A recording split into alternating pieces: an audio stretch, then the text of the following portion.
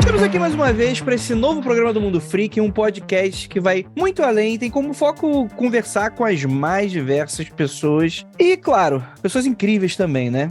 Então, bons dias e belas noites para você que nos escuta, eu sou Andrei Fernandes. E eu sou Ira Croft. E esse é o Meia-Noite Com.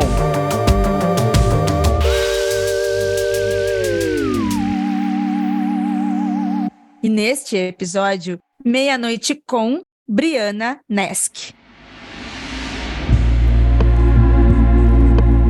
Influenciadora, produtora e educadora digital, transformando assuntos complexos em vídeos simples de serem entendidos. Por meio do seu conteúdo, é como se abrisse a porta da sua casa para nos convidar a ouvir temas relacionados à comunidade LGBT e à vivência como uma pessoa trans não binária. Streamer e podcaster, ao lado de Rafa Ferreira, apresenta o programa As Amigas do SBT no canal TV Zin no YouTube.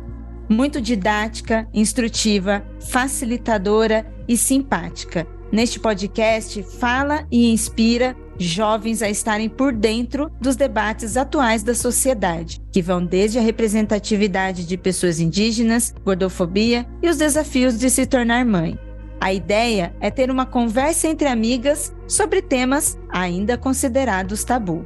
Briana nasceu em uma família de religião católica, filha de mãe espírita, passou por religiões pagãs e viveu diversas experiências paranormais, até passar por uma experiência de quase morte e se questionar se o que viveu era algo paranormal ou apenas criação de mundos, como forma de lidar com seus conflitos internos em uma sociedade extremamente problemática. Colorida e doce feito algodão doce e jujubas. Briana é brilho colorido em um mundo que às vezes parece geométrico demais.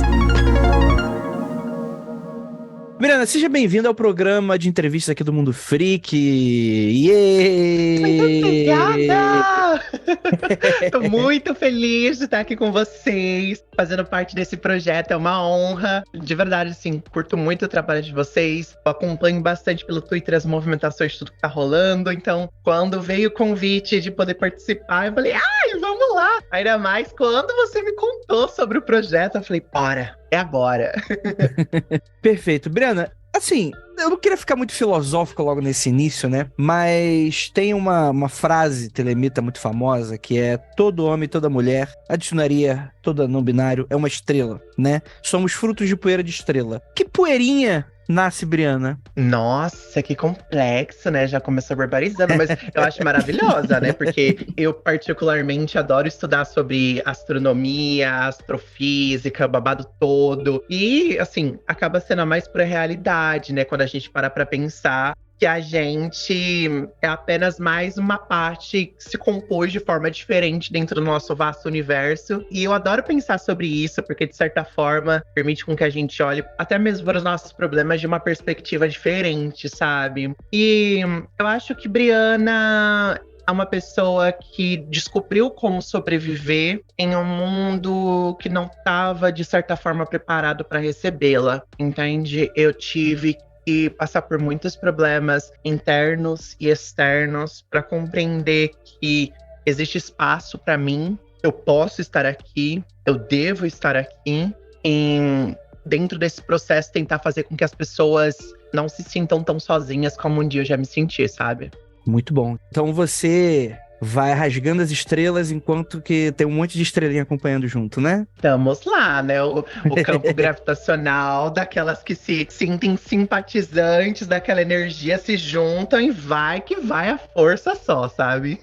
Eu acompanho você há muitos anos. Eu vi o seu crescimento nas redes, ser reconhecida, verificada, até se tornar apresentadora em um dos canais educativos do SBT. Como é para você lidar com essa pressão de existir nesse universo? Como é para você ser essa poeirinha de areia no universo e ao mesmo tempo ser uma pessoa famosa? Você se vê como famosa? Eu não sinto isso, pra ser sincera. Eu não tenho uma sensação assim de fama ou de ser famosa. Eu sei que tem muita gente que me conhece, mas eu acho que, tipo, o conceito de fama, o conceito de ser famosa tão subjetivo a pessoa, né? É tão, assim, diferente pra cada um. Eu, particularmente, hoje em dia, eu não sei, eu nem sei te dizer o que seria famosa pra mim. Eu acho que eu ainda tenho uma visão muito tradicional. Eu percebo famoso, tipo, aquelas pessoas que estão na televisão, que estão fazendo filme, sabe? É muito essa vibe. Por mais que, né, a gente tem internet hoje em dia que faz com que as pessoas se tornem tão conhecidos, tão famosos quanto os astros da televisão, mas acho que eu tento nem olhar pra mim dessa forma mesmo, porque eu tava até conversando com meu irmão hoje, né, que como a gente às vezes, a gente vai fazendo o que pode, quando pode e como pode. Inclusive, hoje, quando estamos gravando esse podcast, é meu aniversário de 29 aninhos. Aê, parabéns. É. Tá sendo um presentão pra mim poder gravar com vocês. E eu nem sabia que nossa, ia estar aqui com 29 anos, realizando sonhos e objetivos que eu nem sabia que eu tinha, sabe? Porque nunca foi um objetivo estar trabalhando com uma emissora de televisão. SBT mesmo, assim, nunca passou na minha cabeça a gente tá desenvolvendo um projeto juntos, estarmos lá fazendo tudo isso. Então, só por eu estar sobrevivendo, só por eu estar fazendo o que eu posso, para tentar fazer com que eu consiga compartilhar as coisas que eu aprendi, para tentar fazer com que eu tenha uma vida mais confortável, eu consegui atingir tantos objetivos incríveis na minha vida, sabe? Tantas coisas legais, realizar tantos sonhos, conquistar tantas coisas. E, nossa, se eu contasse pra Brianinha adolescente, a Brianinha no passado, nada disso estaria na lista de coisas, sabe? E eu acho que eu nem iria acreditar em mim mesma, das coisas que eu iria viver, das coisas que iriam acontecer, dos objetivos que eu iria estar contando, porque em todos esses anos foi muito um processo de, eu acho que mais de feeling, sabe? Eu acreditava que eu poderia fazer mais com a minha existência, eu acreditava que eu poderia fazer mais com o meu conhecimento e compartilhar isso com as pessoas. E eu fazia o que eu podia naquele exato momento, conforme eu podia fazer. E isso me trouxe tudo que eu tenho hoje. Então, eu sou muito grata. Eu acho que tenho uma sensação de gratitude muito grande. Eu sempre tento repetir isso para as pessoas que me seguem, o quanto eu sou grata por todas as pessoas que me seguem terem mudado a minha vida, sabe? Terem me permitido poder trabalhar com o que eu mais gosto, né? Que é compartilhar aquilo que tá dentro da minha mente, conversar com as pessoas, compartilhar essas reflexões.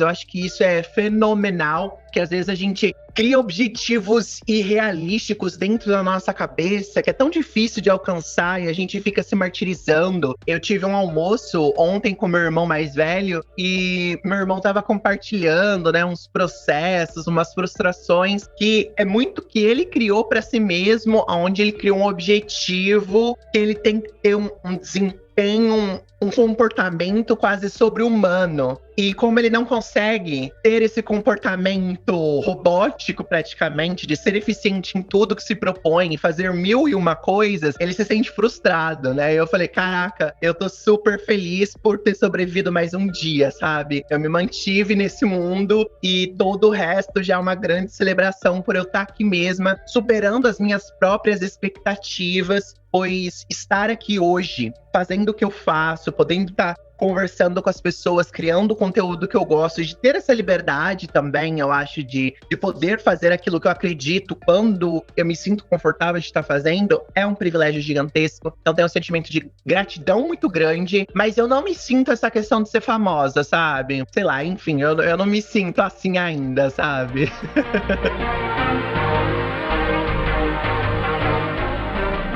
É muito interessante, né? Porque você tem essa fala, né? Essa personalidade super vibrante, né? E você passou por uma experiência horrível, né? Como tá na nossa mini bio aqui, que a Ira falou, né? Que é a experiência de quase morte, né? Então, isso tem a ver com essa... É uma resposta a esse momento? Do tipo, eu quase fui, então eu vou ter que aproveitar cada momento, assim. É isso? É, sim, de certa forma tem mesmo. Porque eu cresci, né? Logo muito cedo. Acho que a primeira vez que eu percebi que tinha alguma coisa em mim que não condizia com as expectativas alheias, sociais, familiares, de um comportamento que se espera para um garotinho, foi com 6 anos de idade. quando eu percebi que eu me sentia atraída pelos colegas do meu irmão. E por algum motivo, eu também reparei que nunca se falava de uma pessoa que se sentia atraída por outra do mesmo gênero, né? Naquele momento. E demorou uns anos até eu compreender que socialmente, né, aquela experiência que eu tinha era algo, entre aspas, ruim. Eu absorvi aquela sensação de ruim como eu sendo algo ruim. E isso se atrelou ainda mais o fato de ter buscado entender as justificativas do porquê aquilo era ruim. Eu entendia que as pessoas achavam aquilo ruim porque Deus achava aquilo ruim. Então, eu entendi que eu, além de ser uma pessoa ruim, Deus não gostava de mim. Então, aquilo era completamente perturbador, porque, como vocês me comentaram, né, eu cresci numa família católica. Então, no início da minha vida, eu não era tão aprofundada na igreja, sabe, fazer catequese nem nada do tipo, mas eu tinha essa concepção que eu achava que era uma verdade absoluta, que Deus criou o universo e ele tá observando a gente, desenvolveu a nossa vida e tal. E eu, caraca, mano, o criador do universo simplesmente me odeia, sabe? Me odeia. Ele tá olhando ali com a luneta e falando aí, caraca. Velho. Ele sabe tudo que tem na minha cabeça, sabe tudo que passa aqui. Meu Deus do céu. Que provação horrível, não aguento isso. Aí teve muito uma fase, quando eu tinha de 9 para 10 anos, que eu passei uma semana toda, assim, fazendo oração na hora de dormir, chorando, falando, Deus, por favor, me torne normal, ou então acabe com tudo isso, me tira dessa vida, me bota logo no inferno se for pra botar, porque tá muito torturante tudo isso, eu não aguento mais. Eu não aguento mais lutar contra os meus instintos, eu não aguento lutar com quem eu sou pra tentar agradar a você, pra tentar agradar os outros, não tá dando. E eu fiquei essa semana toda indo dormir chorando, orando, e nada aconteceu, sabe? Eu não fui de arrasta pra cima e também não obtive uma resposta onde eu me tornei uma pessoa cisgênera, hétero, né? Que uma pessoa cisgênera é aquela que não é trans, heterossexual, assim, do dia pra noite. Então, depois dessa experiência, eu falei, caraca, ou Deus não existe, ou talvez ele tenha me dado uma resposta, né?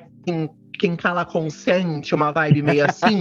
Não falou nada, não mandou o raio, então tá tudo certo, né? Não mandou raio, sabe? Não tô no mar de chama, sendo cutucada por um espeto, nem nada do tipo. Então, talvez não tenha nada de errado comigo. E assim, até muito pelos próprios conflitos que eu tinha na minha infância. Eu sempre senti que eu tinha essa experiência sensível com o mundo espiritual, com o mundo paranormal, digamos assim. Eu tinha essas percepções muito diferentes desde que eu era muito novinha, sabe? Até mesmo em volta de mim. Sempre teve assim, as pessoas tinham muitas experiências que se pode dizer, só pode ser intituladas como paranormais, né? Mesmo eu crescendo, minha mãe sempre me contava.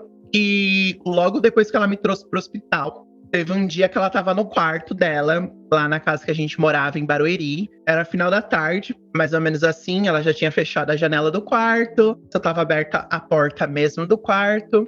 E ela comigo, sentadinha na cama, sentiu uma brisa de como se alguém tivesse entrado no quarto. E ela diz que do lado dela, na cama, ela viu a cama afundar, como se alguém tivesse sentado do lado dela. E naquele momento, na cabeça dela, veio a imagem da minha avó, por parte de pai, que morreu uns 4 meses antes de ela descobrir que estava grávida de mim. Aí ela disse que, naquele momento, quando veio a imagem da minha avó, ela só conseguiu, né, falar, esse daqui é o seu neto e tal, você não pode conhecê-lo. E depois disso, a cama levantou normal e nunca mais ela sentiu aquilo de novo, sabe? Então, já começou logo no primeiro dia, comigo bebezinha.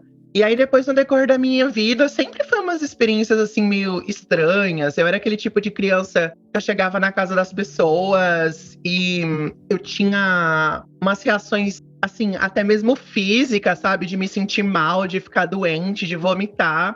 E era sempre uma vibe, assim, em ambientes que era muito envolto por brigas, conflitos. Era quase como se, de certa forma, eu sentia fisicamente as energias do que estava rolando naquele local, entende? E aí isso continuou na minha vida toda. Eu tive uma experiência pra mim que foi assim, uma das primeiras memórias que eu tenho assim muito significativa de algo que eu posso dizer que seja paranormal e que tipo é muito difícil de desenvolver uma teoria pra tentar explicar, né? Porque tem muita coisa que a gente pode tentar explicar de a minha mente tentando lidar com os conflitos internos e gerando coisas pra me fazer ficar exposta com aqueles sentimentos, com aqueles conflitos, e nesse processo cria criaturas, cria visões, tantas outras coisas, né? Só que nessa experiência, eu devia ter uns 5 anos, por aí, eu tava na sala de casa, brincando. Eu lembro nitidamente, gente. Eu tenho uma memória, assim, dos meus primeiros anos de vida muito, assim, barbarizante. Pelo menos de alguns pontos. Eu tava brincando na sala, bem de boa, tava brincando com o Lego. E aí, de repente, eu fui tomada por um sono. Mas, assim, era um sono inexplicável de nenhuma forma possível. Eu só deitei no sofá. No que eu deitei no sofá, eu acordei. Só que eu tava, tipo, num sonho, brincando de novo na sala. Eu lembro muito da vibe, assim, da luz do sol entrando pela janela da sala. De ouvir a grade, assim, da sala. A luz, né, passando pela grade da janela da sala. Eu lá de boa. Aí eu percebo que pelo batente da porta que dava pra cozinha, a vovó Lia, né, que era a mãe da minha babá, da mulher que cuidava de mim, eu chamava de vó Lia, entrou. Ela tava lá com um vestidinho dela, floridinho, o sapatinho que ela sempre usava, que eu ajudava ela a colocar. Aí ela me chamou e falou, senta aqui comigo, a gente precisa de conversar. Aí eu falei, ai, vovó Lia, né, como você tá? Saudade de você. Aí ela falou, tô boa, eu vim aqui me despedir de você, eu vou ter que fazer uma viagem. Aí eu falei, uau, vovó Lia, mas tá bom então, eu vou com você. Ela falou, você não pode ir comigo ainda. Aí eu comecei a ficar nervosa, falando, não, eu quero ir com você, vovó Lia, eu vou com você. Ela falou, você não pode ir comigo. Aí ela meio que parou, tipo, como se estivesse ouvindo alguém. E aí ela falou assim, eu vou ter que ir agora, tá? E aí eu comecei no próprio sonho chorar, desesperada. Vovó Lia, vovó Lia, vovó Lia, eu quero ir com você. Aí eu acompanhei ela até o batente da porta. Eu vi ela dando a volta na mesa da cozinha. E quando ela saiu pela porta da cozinha, eu acordei. Aí no que eu acordei chorando, desesperada. Eu quero ver a vovó Lia, eu quero ver a vovó Lia, eu quero ver a vovó Lia. Chorando, sem parar. Minha mãe ligou pro meu pai. Naquela época, né, os anos 90, eu acho que os anos 90 ainda, era uma vibe só telefone, e olhe lá, né, a gente não tinha internet, zap, nem nada. Demorava-se muito para falar com as pessoas, viu? E quem não tinha telefone, nossa! Era muito difícil! Aí minha mãe ligou pro meu pai, né, pra ver se conseguia falar com a Darcy, que era a mulher que cuidava de mim, porque a vovó Lia, ela tava internada no hospital, que ela tinha pedra no rim e tal. E quando meu pai conseguiu conversar com a Darcy, que foi, tipo, mais ou menos 1 hora depois de tudo isso, ela tinha contado que a vovó Lia tinha morrido fazia pouco menos, tipo, de 2 horas da ligação dele, sabe? Então, foi aquele baque pra todo mundo, sabe? Eu lembro de todo mundo, da minha mãe, meu pai, a Darcy, todo mundo ficar meio assim em choque, né? Com o que rolou, tipo, ai, nossa, ela veio se despedir mesmo, então, né? Ah, que experiência. E isso ficou muito marcado pra mim, porque não tem muito o que explicar. Eu não tinha informação. A gente pode até dizer, sei lá, eu sabia que tava no hospital, ouvi meus pais conversarem que a situação dela tava séria, mas a sequência dos acontecimentos é muito específica, sabe? Num momento tão significativo para ter outras teorias em relação a isso. Então essa foi uma das grandes experiências, né? Então, no decorrer da minha vida, eu sempre tive esses conflitos muito grandes com a espiritualidade, que me levou a buscar conhecimentos de religiões pagãs, para eu conseguir compreender mais o que estava acontecendo em volta de mim. Porque no início da minha infância, a minha mãe era católica, então ela não tinha muito conhecimento dessas coisas espirituais. Quando a gente se mudou para o interior, pra Tatuí, ela começou a conviver mais com a minha avó. E a minha avó era espírita na época, né? Então, ela começou a ir no centro espírita, começou a aprender sobre o assunto. Mas mesmo assim, ela morria de medo, né? Quando eu comentava que eu tava sentindo alguma coisa, ou ouvindo alguma coisa, ela já ficava super nervosa. Não gostava de lidar com aquelas experiências, não gostava de lidar com aquilo. E a minha relação com Deus, os conflitos que eu tinha em relação a quem eu era na sociedade, meu gênero, minha sexualidade, me fez me tornar altamente destrutiva e depressiva. E isso culminou com diversas tentativas de suicídio, desde os 9 anos de idade, que eu acho que foi a minha primeira tentativa de suicídio, até minha última tentativa de suicídio, que foi com 17 anos. É muito violento, né? Nossa, é devastador. É muito! Porque, tipo, basicamente me convenceram que eu não deveria existir nesse mundo, né? Que, tipo, era um erro, que Deus me odiava e eu acreditava naquilo, eu levava aquilo como a verdade mesmo do mundo e eu me sentia com um peso gigantesco em cima de mim, sabe? De quem eu era, sobre quem eu tinha vergonha, eu tinha ódio de ser assim. E isso foi muito pesado mesmo para eu poder lidar, né? E eu buscava alternativas para compreender quem eu era, para buscar onde eu estava. E foi muito uma sessão de fatores, né? Até teve um período na adolescência que eu me converti para a igreja evangélica. Nossa, eu fui abençoada lá na piscininha, sabe? Me batizei. Brasil Culture. É Brasil Culture. Mesmo com todos esses problemas, ainda é muito Brasil Culture. Nossa. Na verdade, eu fiz isso mesmo para tentar meio que melhorar a vida da minha mãe, sabe? Porque eu tinha assumido para minha mãe que eu era um garotinho gay com 14 anos de idade. Por aí, sabe? E quando eu contei para ela, mano, minha mãe ficou super depressiva, sabe? Ficou super triste, super melancólica. E eu me senti muito culpada por tudo aquilo, né? Porque eu falei, caraca, olha a perturbação que eu tô fazendo a minha mãe passar. E aí, teve um período que eu ia na casa do meu pai nas férias. E aí ele ficava indo em igreja evangélica, ficava indo em tudo. E eu meio que aceitei que aquele era o caminho, sabe? Pra, de certa forma, se reconectar com Deus e finalmente me livrar daquilo que causava tanto mal pra todo mundo, que ia me condenar pro inferno. Então, a gente foi para uma igreja, eu levei ela pra igreja, pra gente ir lá, se batizar, cantar louvor, pipipipopopó. Só que, tipo, conforme eu estava na igreja, eu só percebia o quanto aquilo não fazia nexo nenhum pra minha realidade, o quão de conflitos de interesse que as mensagens que eles estavam passados, o quão deturpado era as interpretações que eles tinham dos textos. Eu sempre fui muito crítica, eu sempre fui eu mesma ir buscar o conhecimento, de ler, de buscar as informações. Eu não aceitava as informações mastigadas do meu pastor. E eu também eu achava muito bizarro o fato de ele falar pra gente não ir procurar outras interpretações do mundo que ia ser corrompido, sabe? Tentando criar aquele funil onde só ele era o provedor de toda a verdade. E teve até um período onde um pastor lá da nossa igreja convenceu eu e a minha mãe de queimar todos os livros espíritas que a gente tinha, todos os meus livros de bruxaria, de tudo, sabe? Queima tudo, em nome de Jesus. Ai, já vi tanto acontecer também. Nossa. Se liberta disso, sabe? Nossa, eu lembro até hoje lá da gente queimando os livrinhos com a mãozinha. Ah, xiricantas! Foi tudo. Você viveu e sentiu tudo isso, essa vibe. Você viveu, então, o Espírito Santo. Você sentiu isso. Vivi queimando meu livro de bruxaria, sabe? Achava babado. Só que aí foi, assim, aconteceu algumas coisas que me deixaram muito revoltada. E um desses pontos, assim, principais foi que o pastor da minha igreja começou a criticar a minha mãe pela forma no qual ela se vestia. Entende? Começou a querer criticar que ela não se arrumava bem o suficiente pra ir na igreja. Uma vibes assim, né? E tem essa coisa também, né? De status, de sei lá, do que eles acham, né? Que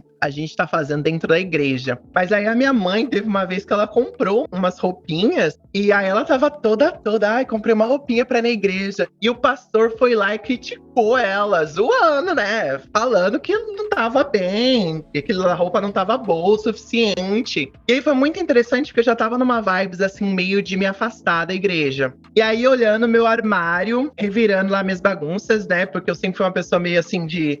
o que tá dentro do armário eu nem sei o que que é, sabe? Eu só vou saber o que que é quando eu paro, tiro tudo e vou descobrir o que tem lá. Aí quando eu vi, tinha um livro meu de bruxaria Wicca. E eu comecei a ler esse livro e a mensagem era muito maravilhosa, sabe? Sobre amar quem você é, o mundo que você tá, que, sabe? Tipo, ame quem você é, adore, que a deusa mãe te criou sem erro. Uma mensagem tão de boa, de autoaceitação, de paz, de entendimentos, que era completamente diferente do que aquela cultura de medo e ódio que era propagada dentro daquela igreja, né? E aí, quando minha mãe me contou sobre esse episódio da igreja, eu falei, gata, vamos embora, não voltaremos lá mais. Aquele lugar não tem Deus. Eu vejo mais Deus dentro da religião Wicca do que eu vejo Deus dentro daquele local, sabe? Que tá criticando, que tá arquitetando, que tá mentindo, que tá fazendo. Aí a gente se libertou. Esse ponto foi muito importante para mim, porque foi uma forma de eu me livrar completamente daquele peso divino, daquele peso do Deus cristão, criador do universo. Porque por mais que eu tinha conhecimento sobre diversas religiões, eu não tinha absorvido elas como uma possibilidade. Depois dessa experiência, eu comecei a absorver isso como uma possibilidade completa, né? Mas eu tive um período muito difícil do ensino médio da escola, onde se organizou tudo para uma tentativa de suicídio, que foi assim, foi o meu quase morte mesmo, sabe? A minha mãe me encontrar praticamente sem vida, ensanguentada no banheiro, uma cena muito dramática, muito traumatizante. Foi um processo muito intenso pra gente, né? Em todos os sentidos possíveis, porque, né, sempre tem aquela questão, né, de quando uma pessoa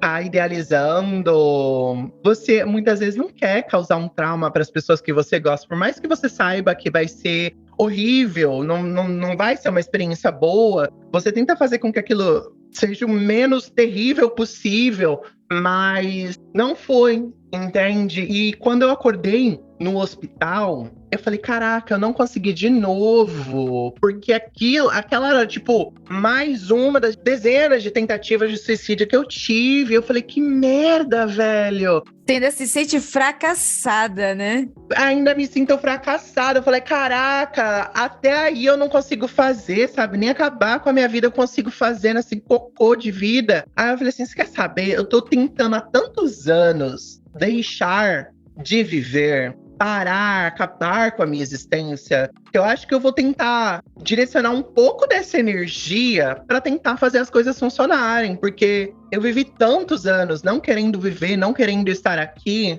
que eu acho que se eu tentar direcionar um pouco dessa energia para tentar fazer as coisas darem certo, pode ser que dê. Não sei, vou tentar, porque eu tô um pouco cansada, sabe, de não querer estar mais aqui. E quando eu voltei para casa, eu tinha lembranças mesmo, né, desse período de quase morte, e foi muito um rolê de tipo assim, não tinha nada, eu só vi uma escuridão e mais nada, sabe? Então isso ainda me trouxe mais um processo de que eu não sei se realmente existe alguma coisa do outro lado, entende? Eu não sei o que vai ter do outro lado. Pode ser que tudo que eu tenha é isso aqui, entende? E aí eu vou perder, eu vou jogar fora a minha única chance por pessoas que não gostam de mim, por uma sociedade que não quer que eu esteja aqui, por gente que tá pouco se importando com a minha existência? Não.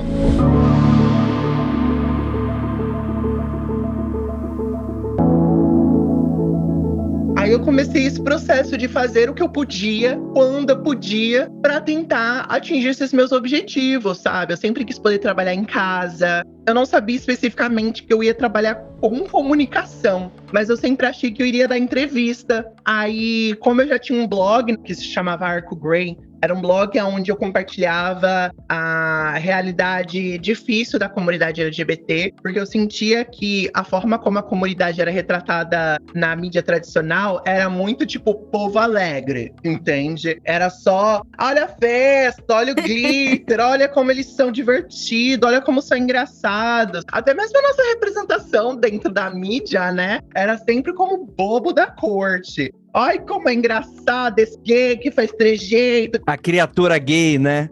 A criatura gay. Ai, eu rio muito com a criatura gay, sabe? Eu via isso, eu ficava, gente, mas assim, a gente tá morrendo só por quem somos. Bora, família, bora acordar pra realidade. A gente precisa de mudar isso, a gente precisa de conversar sobre essas coisas. E o meu blog, Arco Grey, era sobre isso, né? Compartilhando os dados de violência, as notícias de violência com a comunidade LGBT, essa realidade dura, e conversando sobre outras pautas relacionadas a isso. Aí eu falei, caraca, né, veio assim na minha cabeça, falei, um dia eu vou ter que dar entrevista, então eu acho que eu posso começar a fazer meu canal no YouTube para eu compartilhar o conteúdo que eu já tinha no blog e ir treinando a minha exposição na câmera, porque até aquele momento eu era muito tímida.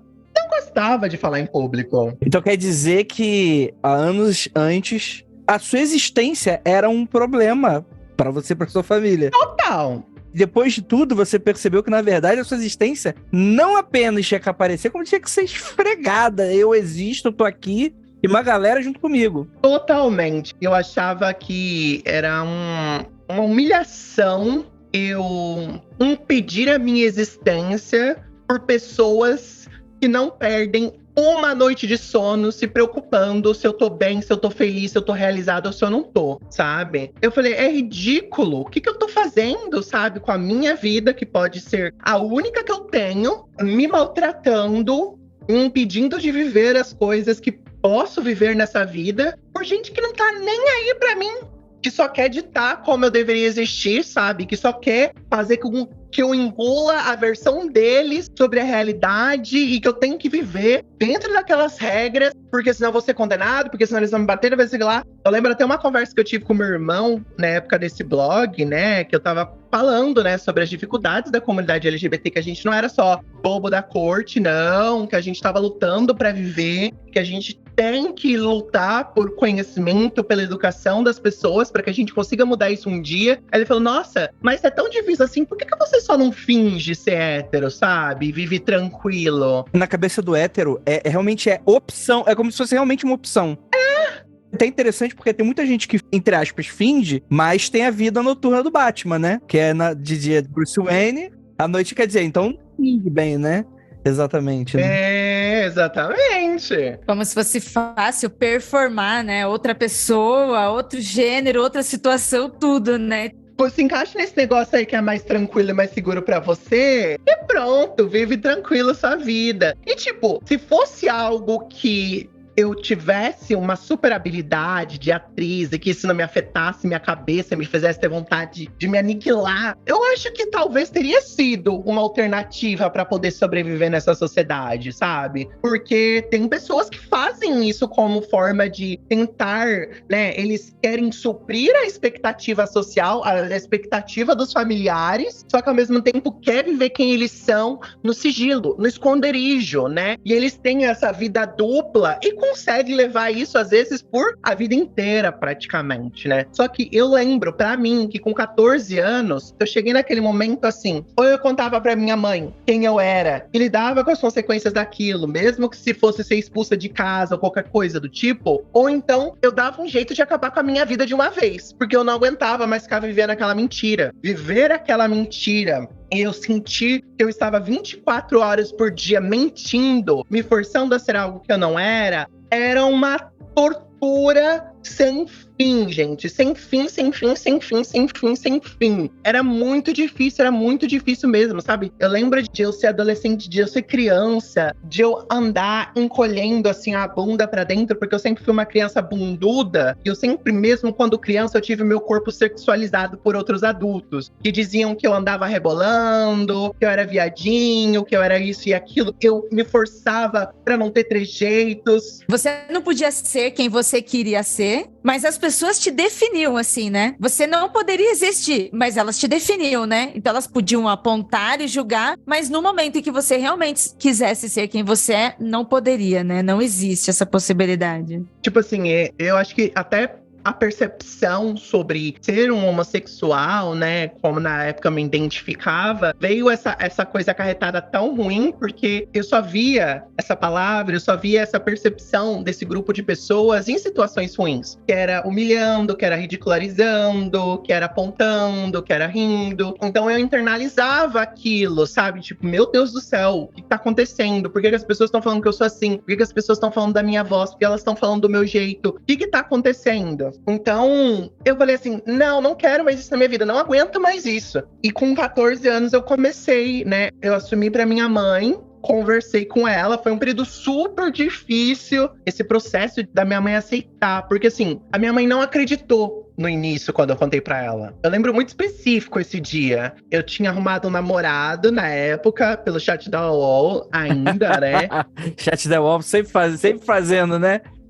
Na época. Gente, chat da UOL, se tiver alguma criança que ouvir a gente, era o Tinder antes da internet, assim, mobile, sabe? Esse era o Tinder. Você entrava na sala de bate-papo da sua cidade, ia lá encontrar e conversar com as pessoinhas. Aí, quando eu arrumei esse namorado, eu falei, pronto, agora eu tenho que contar mesmo pra minha mãe. Porque eu queria ter esse apoio de alguém. Eu lembro, inclusive, antes de falar da minha mãe, eu sempre tava nos chats da UOL para conversar com outras pessoas que se identificavam enquanto gays e que eram mais velhos do que eu. Porque eu queria saber, tipo, é possível viver? Como que é a sua vida? Tipo, você consegue trabalho? Você tem amigos? Você tem família? Porque a sensação que eu tinha era que eu não teria nada. Que a única coisa que ia ser possível pra mim era morar na rua, debaixo de uma árvore isolada da sociedade, entende? E aí, quando eu fui percebendo que, claro que tem pessoas que sofrem essas violências de serem expulsos de casa, nem sempre é assim. E eu cheguei, assim, à conclusão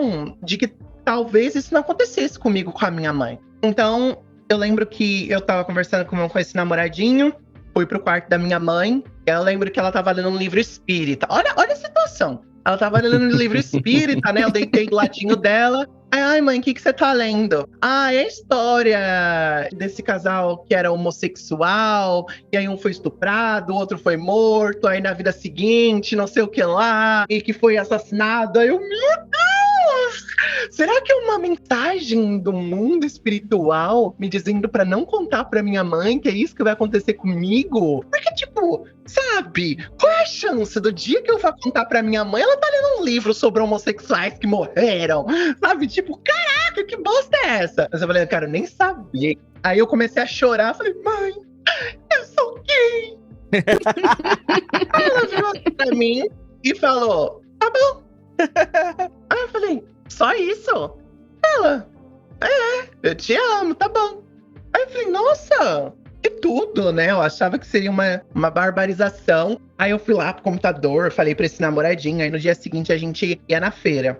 Aí no caminho pra ir pra feira, ela virou assim pra mim e falou assim, aquilo que você me contou ontem era verdade? Aí eu falei, sim, por que eu ia mentir um negócio desse? E aí meio que, tipo, foi cair na ficha dela. E aí, nossa, foi complicado. Porque ela lidou com os próprios preconceitos que ela tinha dentro dela. E aí ela também teve que começar a lidar com os conflitos gerados por um dos meus irmãos, inclusive, sabe? Que veio com o discurso de querer que eu fosse expulsa de casa, pra queimar minhas roupas, umas vibes bem pesadas, assim. E a minha mãe, no meio desse jogo, de todo mundo, tentando me dar apoio, tentando me fazer sentir acolhida, mas tentando lidar com meu irmão e no meio desse mundaréu todo de coisas acontecendo. Então foi um período bem difícil pra ela, tipo, aceitar, é isso aí mesmo, não tem um erro. Logo depois do período, né, como eu te falei, a gente acabou indo pra igreja, passou uma temporadinha lá na igreja, saiu da igreja.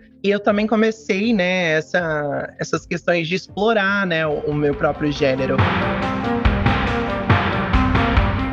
Essa questão de explorar meu próprio gênero aconteceu depois dessa experiência de quase morte. Porque aí, quando eu me libertei, eu sinto muito que, tipo assim, uma parte de Briana morreu ali, entende? Uma parte da Briana morreu, não voltou daquele hospital. E aí eu comecei a descobrir a outra parte, né?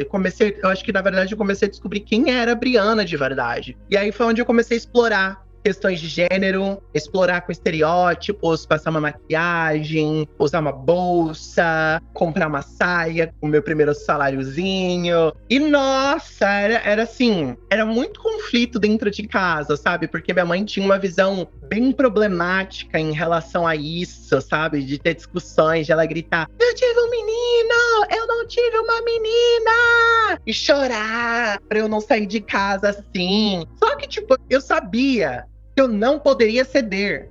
Eu não poderia deixar ela ditar como eu viveria a minha vida, porque era a minha vida. Eu precisava de viver a minha vida. Eu passei a maior parte da minha existência antes daquele momento me preocupando com o que ela pensava, me maltratando, me preocupando com o que ela achava, ou da forma que ela achava que eu deveria ser. E eu queria começar a viver para eu mesma. Não viver para a expectativa dos outros. Teve até uma vez que eu coloquei uma saia de oncinha maravilhosa que eu tinha comprado. E aí minha mãe, quando me viu, começou a chorar. Você não vai sair assim? Aí eu falei, eu vou sim! E aí eu saí correndo, só ouvindo minha mãe chorando lá atrás, sabe? E aí eu fui embora com eu e meu saião pra casa da minha amiga, me diverti do outro lado da cidade. Voltei super tarde, porque ela precisava de criar, sabe? Esse senso de que eu tô crescendo.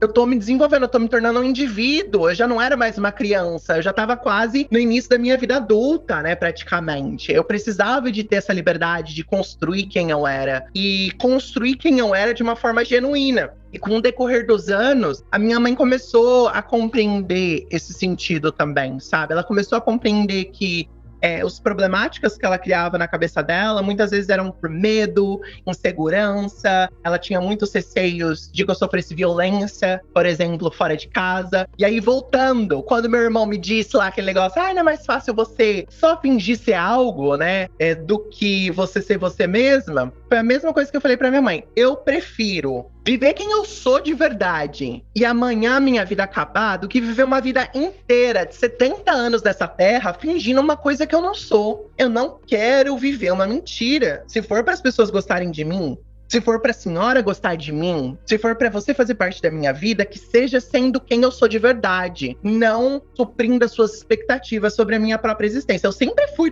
do conflito, né, gente? Vocês vê, eu sempre fui da treta. Eu nunca fui de aceitar as coisas. É assim porque deve ser assim. As coisas devem ser. Eu falei, não, caraca, eu tenho que descobrir minha própria visão e o espaço que eu ocupo nesse mundo. Eu não posso permitir com que outras pessoas ditem como eu devo ver a minha própria vida, porque eu sou a única pessoa que perde uma noite inteira de sono, me preocupando com o meu futuro, me preocupando com a minha felicidade, com o meu bem-estar. Então, eu devo ser a pessoa que tem que estar principalmente preocupada com aquilo que me faz bem ou não.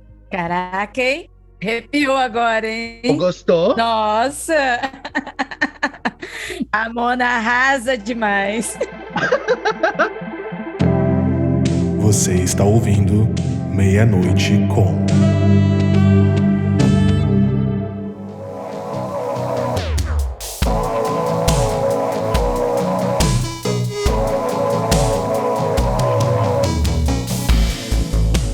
Você viveu diversas experiências, teve toda essa mudança, teve o EQM e teve essa mudança dentro de você do que era ou não verdade. Mas aquilo que você viveu também era uma verdade pra você, não é? Você viveu aquela experiência, você falou em línguas. Sim, com certeza. Quando eu tava inserida dentro daquele momento, eu vivia genuinamente aquilo, sabe? Eu sempre fui muito de me entregar para as experiências. Eu me permitia viver aquilo completamente, porque eu queria tirar as minhas próprias conclusões, né? Então, teve falar em línguas, mãozinha pro alto, rodopiar e tal, me sentir contagiada por aquele ambiente todo, né? Mas eu percebo que, eu acho que às vezes acaba sendo muito uma experiência, assim, de extravasar, né, de se sentir conexão com o divino. Eu acho que a gente faz isso de tantas formas diferentes, essa conexão com o divino, né? E eu vivi essa conexão com o divino de múltiplas formas, dentro da igreja evangélica, dentro das minhas religiões pagãs, fazendo os rituais, dentro da doutrina espírita, indo receber um passe. Eu acho que tem tantas formas diferentes, né? Hoje em dia eu sinto muito que minha experiência divina, minha conexão divina acontece principalmente quando eu tô em contato com a natureza. Acho que às vezes a gente fica olhando muito na busca do paranormal, sabe? Daquela vibe, assim, muito mágica e fantasiosa. Só que eu acho que, tipo, a magia tá ao nosso redor. E não é de uma forma subjetiva, não é de uma forma poética. Eu acho que é literal, sabe? Quando você vê a diversidade dentro do nosso próprio planeta, seja do nosso ecossistema, seja de micro ou macro-organismos, ou principalmente quando você estuda os cosmos mesmo, quando você percebe que o planeta Terra é uma pequena partícula de praticamente nada comparado com o universo que a gente tem conhecimento, porque a gente não tem nem noção de até onde vai o nosso universo, qual é o tamanho do nosso universo.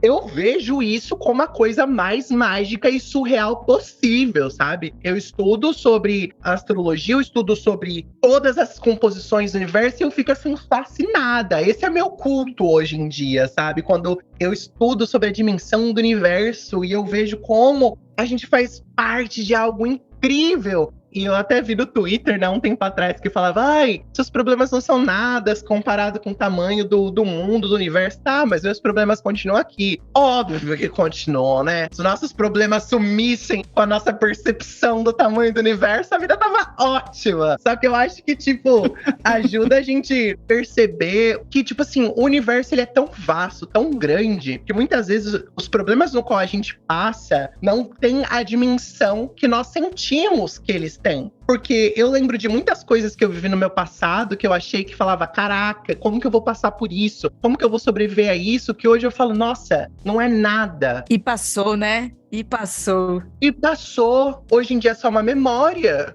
E um dia eu me torne uma memória. Ou talvez eu seja completamente esquecida. E tá tudo bem. Faz parte do processo da vida, entende? E eu acho que por a gente ter uma vida tão curta, eu acho que tudo é muito importante, sabe? Tudo se torna uma dimensão gigantesca. Tudo se torna, oh meu Deus do céu, aí é isso, aí é aquilo. E eu gosto de estudar sobre essa questão do universo, porque até o nosso próprio universo, do jeito que a gente conhece, um dia vai acabar também, sabe? Então, literalmente, nada é eterno. Assim como os meus problemas não são eternos, um dia vão se acabar, esse planeta vai se acabar, vai criar um outro, vai criar outros seres que a gente não tem nem ideia. Então, eu gosto de pensar dessa forma para lembrar para mim que, tipo, nenhum problema é eterno. Tudo eventualmente vai passar. Às vezes eu só preciso de sobreviver por ele. Porque quando a gente tá no turbilhão da tempestade, é difícil a gente imaginar que vai vir um amanhecer depois de tudo isso, né? Mas eu preciso de ficar lembrando pra eu mesma: gata, olha tudo que você já sobreviveu, olha tudo que você já passou, olha tudo que você já enfrentou. Tanto, né, trazendo essa parte de enfrentar, eu enfrentei muito desses problemas da minha mãe me aceitar. Eu enfrentei muito dessa dificuldade dela compreender quem eu era enquanto um indivíduo e me amar por ser quem eu era, sabe? Ela ficava reclamando de tudo. A gente teve uma relação bem difícil durante a adolescência, conflituosa mesmo. E até uma conversa que ela teve com uma melhor amiga dela, que essa melhor amiga dela enfrentava dificuldade com um filho que tinha problemas com abuso de substâncias químicas. E ela travava uma batalha muito difícil com esse filho, de colocar ele em casas de reabilitação, ele fugir, não adiantar, de roubar coisas dentro de casa, de violência, de tantas outras coisas por causa daquele problema que ele estava passando, né? E aí teve um dia que minha mãe foi reclamar com ela sobre mim e essa amiga dela deu um tapão, né? Não foi literal, mas, tipo, deu um tapão na cara dela. Ela falou assim: você tá reclamando, sabe? A Briana é uma filha maravilhosa. Tudo que você precisa, ela faz. Tudo que você precisa, ela tá lá pra te ajudar. Tudo que você pode fazer, que você está lá, ela tá te ajudando, ela tá te respeitando, tá do seu lado, tá te apoiando. O que você tá reclamando, sabe? Se você quiser trocar, eu troco. Fica no meu lugar. Eu vou ficar com a Briana. Eu trocaria num piscar de olhos todas as questões que meu filho tá enfrentando por poder amar ele do jeitinho que ele é. Ao invés de ele estar sendo, né, escravizado por essa substância. E aí a minha mãe voltou assim pra casa até tonta depois disso, né? E aí ela começou a me compreender mais, começou a me valorizar mais. Tanto que, assim, no decorrer desse meu processo de exploração de gênero, ela que me deu meu primeiro vestido, ela comprou meu primeiro salto, ela escolheu meu nome Briana.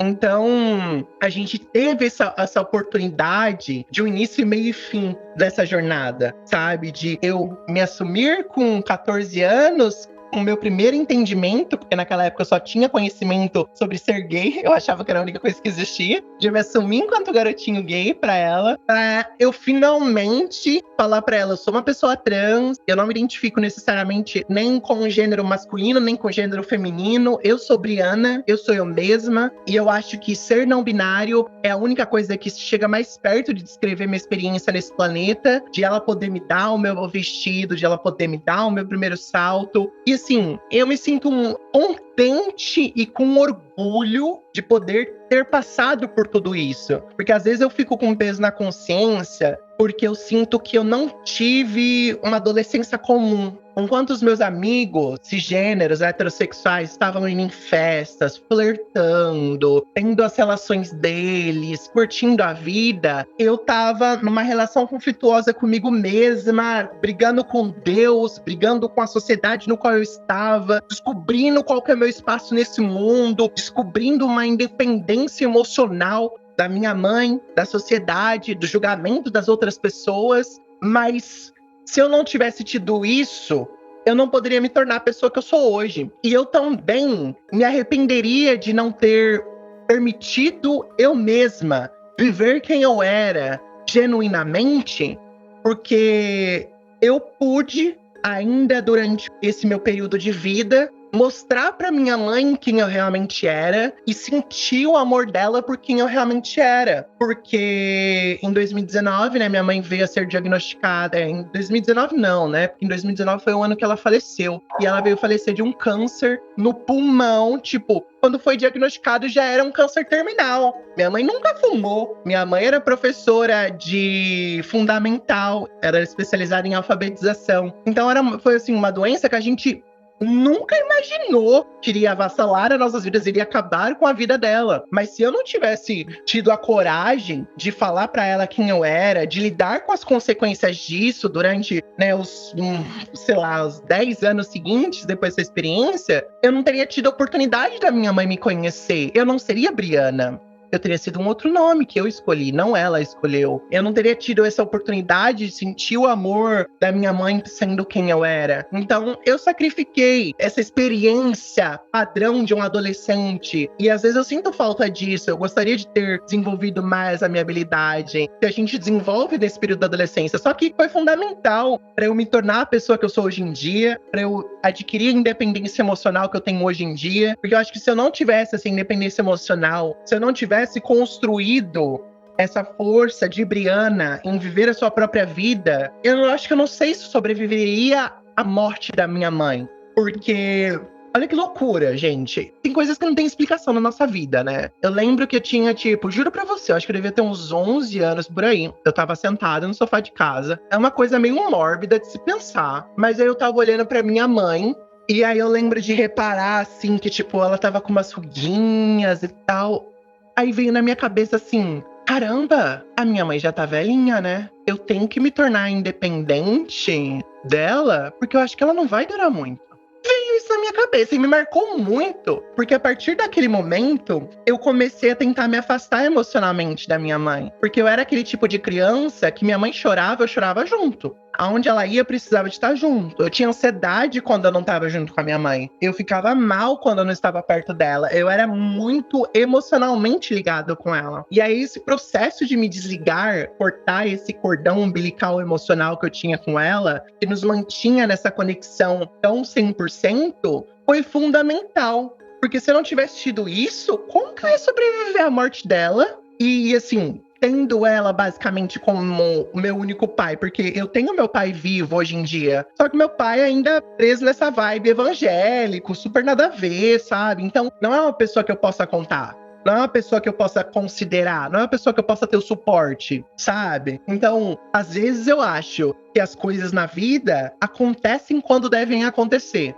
Acontecem no momento que deve acontecer. Tanto que eu passei pelo processo de luto da minha mãe, e uma das coisas que eu entrei assim, com conclusão comigo mesma, é que eu não poderia ficar me martirizando pelas coisas que eu fiz de errado, que eu poderia fazer diferente, porque o passado já foi. O que foi, eu não posso mudar. O que eu posso fazer é, de certa forma, tentar honrar a memória dela, que ela tanto se esforçou pra me dar as oportunidades e a vida que eu tenho, vivendo, sendo o melhor que eu posso, fazendo aquilo que está ao meu alcance, vivendo da melhor forma possível, que se existir uma outra vida, onde essa energia do nosso corpo, que já não existe mais, se mantém viva, que ela receba as energias positivas de eu continuar me mantendo aqui firme e forte e vivendo da melhor forma que eu posso, sabe? Excelente. Acho que é um bom encerramento, assim. Deu pra perceber que você é uma pessoa que tá muito acostumada a viver na fronteira, né? Na fronteira da vida e da morte, na fronteira entre gêneros, né? Então acho que você tira isso aí de letra, com toda certeza. Um pé cá, outro lá, né? E eu faço esse processo de médium mesmo, né? Até mesmo com o meu conteúdo, né? Porque eu sempre quis trazer as pessoas pra minha realidade, pra que quem quisesse conhecê-la pudesse vê-la, entende? E essa é sempre a minha intenção. Eu não tenho intenção do conflito. Eu nem gosto de briga, de confrontar, de debater disso e aquilo. Você quer pensar de uma forma X ou Y? Um beijo, é sua própria vida. Eu quero conversar com quem tá afim de me ouvir. Eu quero conversar com quem tá afim de entender essa outra realidade, sabe? Então acho que super se encaixa essa coisa de viver como uma médium mesmo. Você dá acesso às pessoas ao seu mundo, né? Aos seus mundos, né? Você Sim. traz as pessoas pra dentro dos seus mundos. Que demais isso.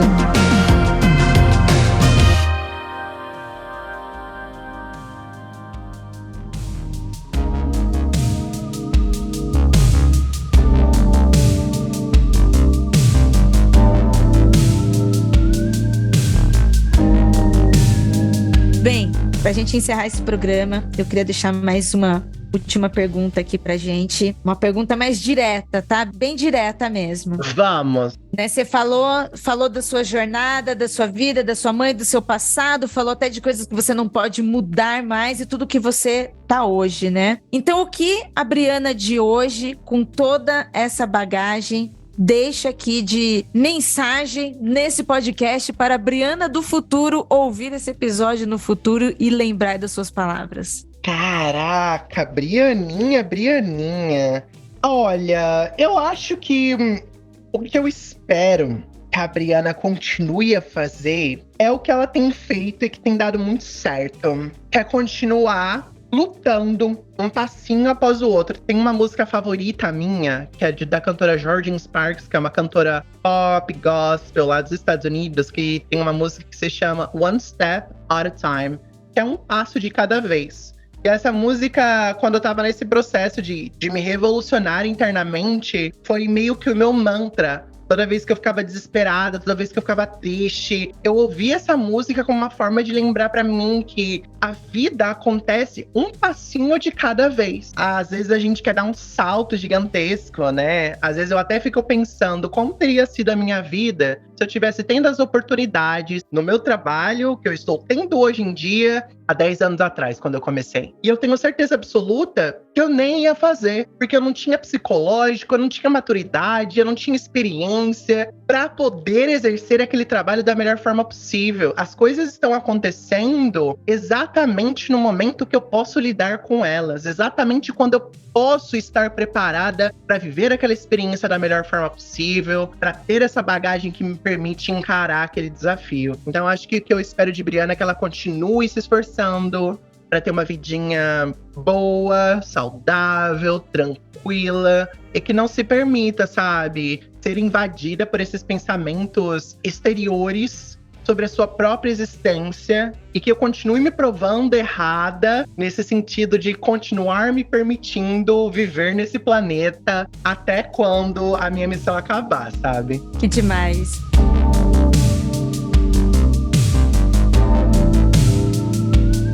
Muito obrigada, Briana, por participar deste programa com a gente, por abrir a sua casa, o seu coração e os seus mundos. Que jornada maravilhosa. Valeu demais por essa entrevista. Ai, eu fiquei muito feliz, gente. Obrigada por me ouvirem. Eu falo um pouquinho demais. Às vezes eu falo sem parar, mas eu me senti muito confortável de estar aqui com vocês, compartilhando a minha jornada toda. Eu torço de verdade que quem ouviu todo esse processo possa absorver alguma coisinha para si mesmo, possa fazer com que talvez eles comecem a olhar para o mundo ao redor de uma forma diferente. E uma das coisas que eu mais gosto de estudar sobre civilizações, sobre antropologia, sobre o universo, de poder ter essa perspectiva diferente sobre esse mesmo mundo no qual a gente está presente, né? Ter essa expansão da nossa visão, e eu acho isso tudo tão mágico. Então eu torço de verdade que tenha sido tão mágico para vocês como foi viver tudo isso, sabe? Agradecer ter aceitado o convite, né? E é isso, boa sorte na jornada e a gente tá junto. Obrigada mesmo.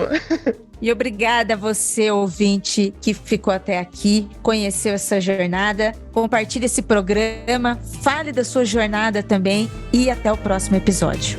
Valeu! Tchau, tchau!